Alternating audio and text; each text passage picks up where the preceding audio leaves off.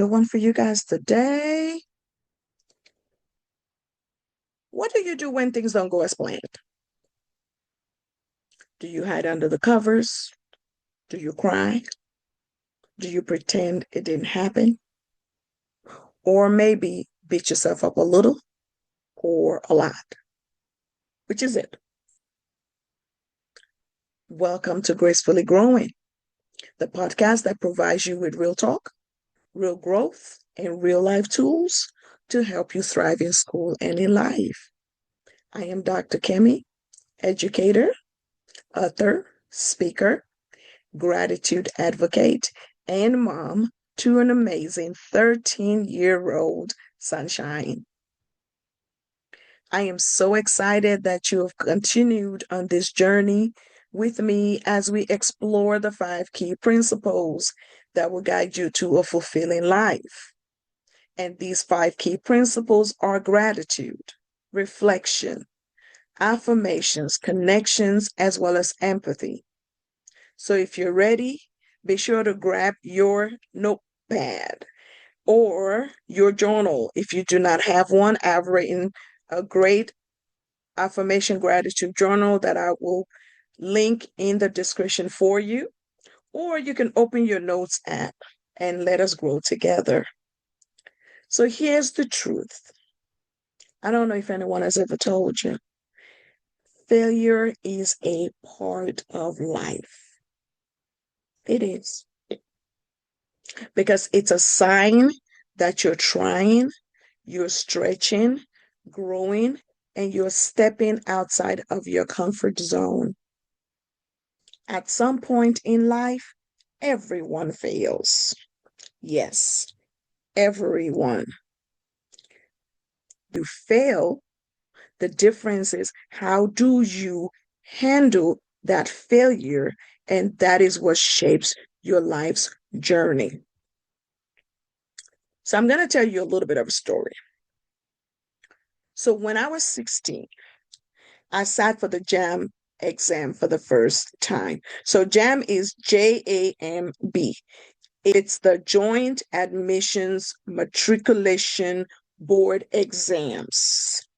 So this is the examination that is required to get into the university. So in Nigeria, we call it the university. It's kind of similar to the SAT. Well, the SAT is mainly English, math, and verbal reasoning. Well, the JAMB is math, English, plus your area of focus. So for me, my area of focus was science because I just knew I was going to be somebody's medical doctor someday, right? So my area of focus was science. I studied weeks on end, months I studied. I crammed for this test. Then I took the test and I bumped the test. It was bad. It was bad. And so let me clear something up. I bumped in the sense that I did not score high enough for my major, which was medicine. Because based on your major, the cutoff scores are different. Plus, I wanted to go to a particular university. And so it was the cutoff score for the course and the university. And I bumped. It was bad. And that stung. Can you imagine being 16 and trying to go to university or to college and then you fail? Yeah. And I started to question my own intelligence. I replayed every single aspect of my preparation in my head 100 times. And it didn't make sense. And to make matters What? worse, that year, some of my classmates actually met their cutoff scores for their university and their courses, and they got into college. So there I was at home, felt left behind. I can laugh about it now. I felt left behind. And it was depressing. It was kind of depressing. I'm gonna tell you all that. I'm being honest. But then I Was knew something. First of all, as a Nigerian child, oh, you don't fail. Failure is not an option, right? So you have to keep trying until you get in somewhere. So I knew that I had to keep trying until I got into university. Then I found out from another classmate who did not get into university. I know Bert's who didn't get in as well, that there was a JAMB preparation center somewhere near the University of Lagos, which was the university I wanted to get into, right? So I convinced my parents to send me there. First, they had to pay because, nothing is free. They had to pay for me to go there. Now, the only condition was I was responsible for getting myself um, back and forth to these lessons uh, through public transportation. So let me help you all put things in perspective. I was 16 years old. I'd probably been at that time on public transportation a handful of times.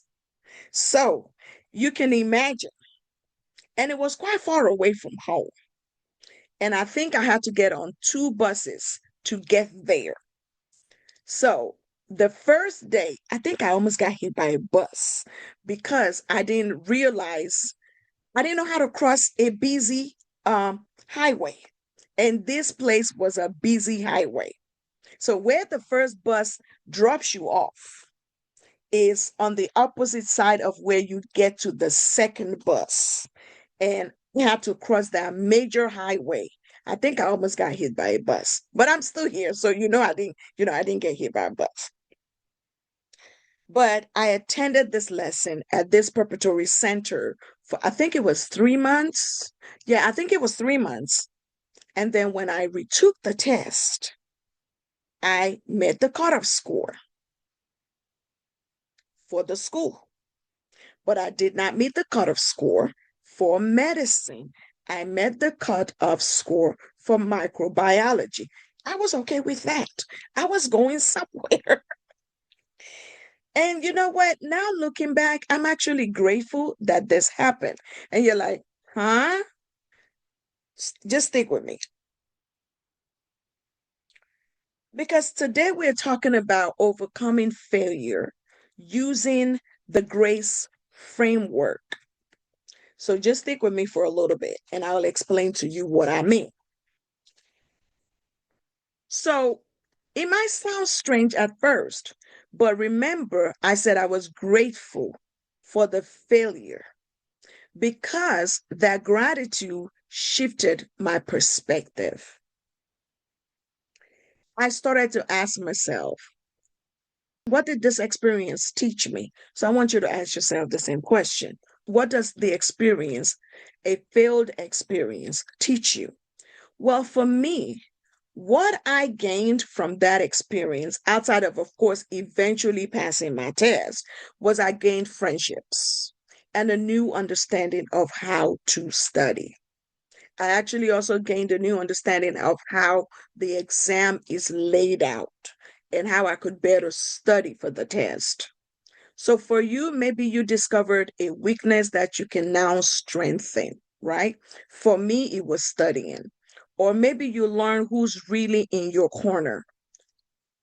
I had friends that were in my corner. My parents were my support system because they continued to believe in me. So I say all of that to say there's always something to be thankful for, even when it just is just a chance for you to try again. And of course, for me, it was a chance to try again. Let's talk about reflection. Take the time to reflect, journaling, talking it out, or even just sitting quietly to think about what's going on can make a huge difference. So ask yourself, what went well, if anything? For me, in that scenario, what went well was that I got exposed to the feel of the test, the testing environment. Because, sometimes you failed a test, a major test like that, not because you don't know the material. Well, I kind of sort of didn't know some of the material, but maybe you were anxious, maybe you were nervous, right? What could you have done differently? So I asked myself that question, what could I have done differently in that situation? Well, for me, it was studying harder. It was studying differently. It was creating ways to help me study and to remember information. That was the first time I figured out that mnemonic devices worked. Well, at the time, I didn't know they were called mnemonic devices. It was just something that my instructors at the time helped me to create or taught me how to create. And that became my method of studying. And even till today, I still use mnemonic devices. um, what did I learn about myself? Well, what I did learn about myself was my resilience, my ability to be able to overcome an obstacle such as not getting into university when my other classmates were getting into university, and to remind myself that maybe it was not my turn yet to go into university. All right. So what reflection does for you is it turns a moment of defeat into a powerful lesson. And I learned some powerful lessons in that process. And I remember, now moving on to affirmations, I remember that while I was going through this process, I kept reminding myself that this one test did not define my intelligence. That the fact that I failed this one test just did not define my intelligence, nor did it define my worth or my future. Plus, I kept reminding myself that I also had an opportunity to try again. So I want you to say these affirmations to remind you that you are not your mistakes. I am growing through every experience. I am not defined by one moment. I can fail forward and come back stronger. I want you to always speak life over yourself, especially when failure tries to steal your confidence. Speak life over yourself. And while you're going through this, do not isolate yourself. Talk to someone you trust, friends, mentors, teachers, family, people who can help you see the bigger picture. Because here's the thing, you are not meant to struggle alone. And sometimes someone else's perspective can spark your comeback story. And this is really important. It's important that you don't isolate yourself. Because when I was going through that at 16, I found so much solace in simply talking things out with the people that were closest to me at the time. And that was my friends and my sisters. But it was mostly my friends because my sisters are younger than me. And my friends' support, it reminded me that I didn't have to carry everything on my own. And just having a safe space to process my thoughts and vent my frustrations, because Lord, many a nights the frustration, and receiving encouragement made a huge difference to me. And I wasn't navigating that process in isolation. But let's not forget the connection that I built with some of the people that I attended this preparatory center with, right? Some of these people, believe it or not, They're still friends with me. We're still friends today, 35 years later, because there is nothing like that type of experience to bond you for life. There is nothing like that type of experience that it bonded us for life. It was an authentic connections that became lifelines for us. So I want you to remember that. And then finally, I will always say this: show yourself some grace, show yourself some empathy.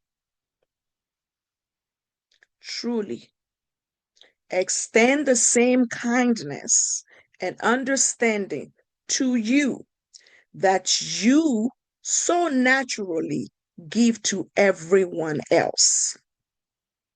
Be gentle with your thoughts. Be kind with your thoughts. Be patient with your growth. Show yourself grace. Remember, you're doing the best you can in a world that constantly asks you for more. And that deserves to be acknowledged. If you wouldn't talk to your best friend the way you were talking to yourself, then it's time to change the script. Reframe your inner dialogue.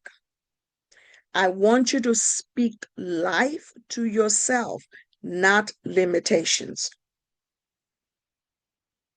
Listen, mistakes, they're not proof of failure. They're evidence that you are trying, learning, growing. And they are part of the human experience. And so are you. I had to learn that at 16, and I am still learning, and I'm still growing with you guys. Because you see, I have moments where I feel unsure or overwhelmed. And what I do is I lean into connections, into my connections. I talk it out with trusted friends because I find comfort in their support and their wisdom.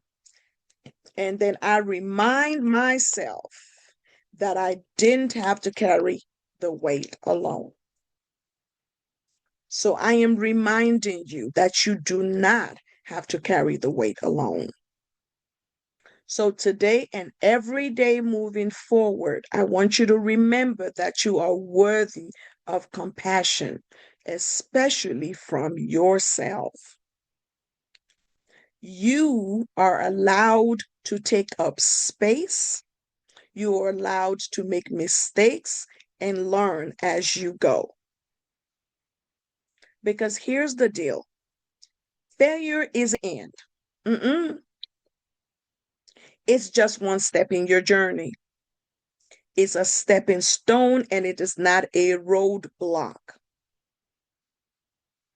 May I remind you that some of the most successful people in the world have failed, and they failed many, many times. But you see, what makes them stand out, or what made them stand out, is the fact that they did not give up, and neither should you. You know who Oprah Winfrey is, right? Earlier in her career, she was fired from her first TV job as a news anchor because she was told that she wasn't fit for TV. Can you imagine? Miss Oprah. Yes, yes, yes. But instead of letting that define her, she leaned into her authenticity, learning from that experience, and she kept going. Today, she's not just a media mogul, she's a global icon of resilience, influence, and impact. Think about when you flip on a switch and the light comes on. So let's talk about Thomas Edison, who invented the light bulb. He failed over 1,000 times. Oh, you heard me. Over 1,000 attempts. Listen, most people would have given up, or they would have shifted their focus after just a few failures. But not Mr. Edison. And when he was asked about how he felt to so many times, do you know what he said? He said, I have not failed. I just found 1,000 ways that won't work. So, guys, failure is a part of life. And the truth is, failure is not the opposite of success, it's just a part of it. Every setback is a setup for a comeback. Oh, that's so cliche. And if you keep going, that's what's going to happen. There's going to be a comeback. So when things don't go as planned, I want you to remind yourself you're in good company. Keep moving forward, just like the greats did and still do. So here's what I want to challenge you to do this week. I want you to identify a recent failure, big or small. I want you to write down what you learned from it. And then I want you to use the GRACE framework to go through it, to walk through it. All right? So, what's the gratitude in there? What is your reflection? What affirmations are you going to tell yourself to help you get through it? What kind of connections can you make? Who can you talk to? Who's your who? Who's in your corner? And finally, what type of grace, what type of words are you telling yourself about the situation? And then I want you to share it with someone you trust or with us. You could post your story using the hashtag gracefully growing, or you can tag me. And let's support each other in learning and rising. So that's it for today's episode. I hope this gave you a fresh lens on failure and how powerful it can be when you face it with grace. Remember that you are growing, you are learning, and you are never alone on this journey. So until next week, stay graceful, stay growing, and you got this. And that's a wrap for today's episode of Gracefully Growing. Thank you so much for tuning in and growing with me. Remember, living with grace means showing gratitude, taking the time for reflection, speaking powerful affirmations, building strong connections, and practicing daily empathy with yourself and others. If today's episode gave you something to think about, inspired you, or made you smile, don't forget to like, share, and subscribe so you never miss an episode. You can also download today's free resource in the show notes and join our Gracefully Growing community on social media for more tools, encouragement, and real talk. Until next time, keep showing up for yourself, keep growing, and most of all, keep living with grace. I am Dr. Kemi. See you next week.